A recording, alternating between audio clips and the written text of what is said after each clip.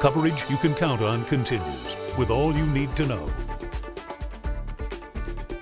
Today, the partial government shutdown heads into its third week, and some right here in the Wabash Valley continue to wonder when they'll see their next paycheck. News 10's Abby Kirk is live in Terre Haute at the Federal Correctional Complex with more. John, Aaliyah, roughly 700 officers work at this complex, and right now these federal law enforcement officers don't know when their next paycheck will come. Now, this correction complex includes a a prison and only federal death row in the nation.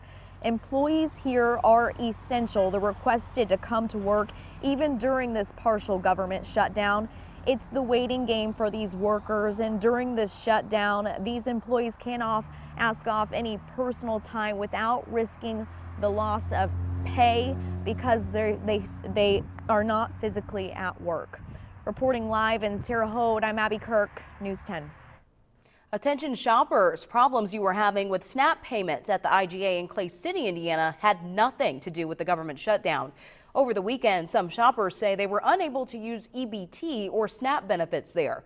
An employee told News 10 the machine was due to the shutdown, but the deputy director for the Indiana Family and Social Services Administration says the problem was not shutdown related, simply a broken machine. A nearly 3-year-old murder case in Knox County may come to a close this week. Investigators say Candace Charlton fatally stabbed 35-year-old Gerald Sturgeon back in February of 2016. This was at a home in Wheatland. Sturgeon died at the hospital following the attack. According to online court records, Charlton submitted a plea deal last week. Her sentencing is scheduled for January 18th. In Vermilion County, Indiana, this man, James Van Devender Jr., is accused of choking a woman. Police say he had been fighting with her at a home in Fairview. That's when they say he held her down and choked her. Investigators say they also found meth, drug paraphernalia, and a syringe. Van Devender faces several charges, including domestic battery and strangulation. A crash in Putnam County, Indiana sent one person to the hospital with serious injuries.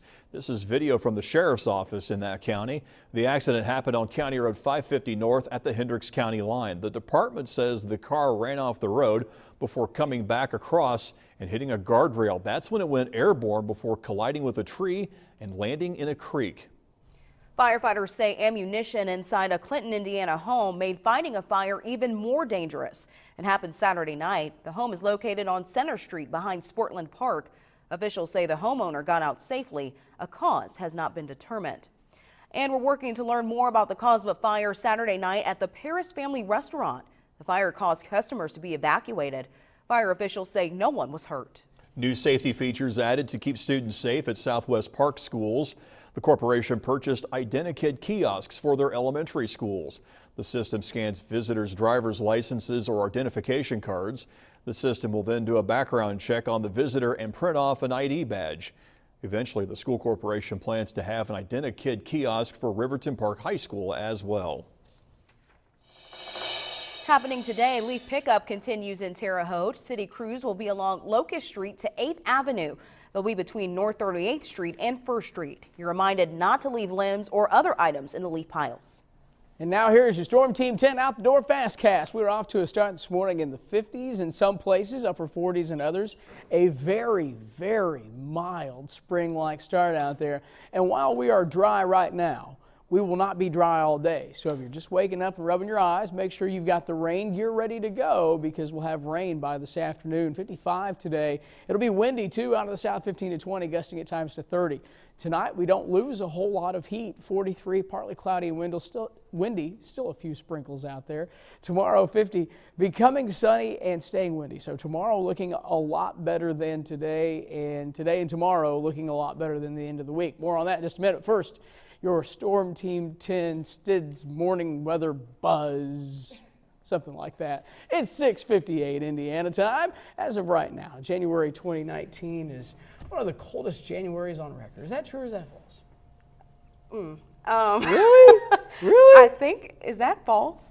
That is totally false. It's been one of the warmest Januaries on record up to this point, but we're only in it 7 days. Some colder air moving in, so these numbers are going to get skewed. In fact, for the next couple of days here, mild, but then January showing back up again. 33 on Wednesday, 32 on Thursday. Thursday morning, chilly start, 18 degrees. So get ready for that.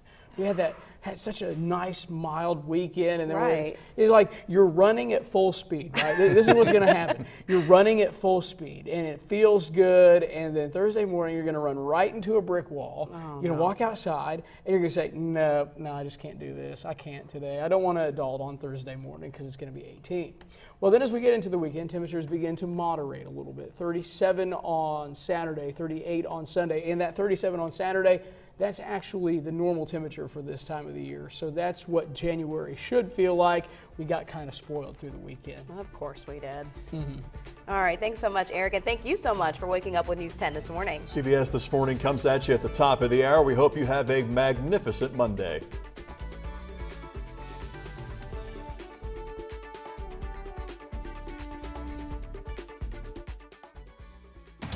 For the most local news, every newscast, every day, you can depend on News 10. Coverage you can count on.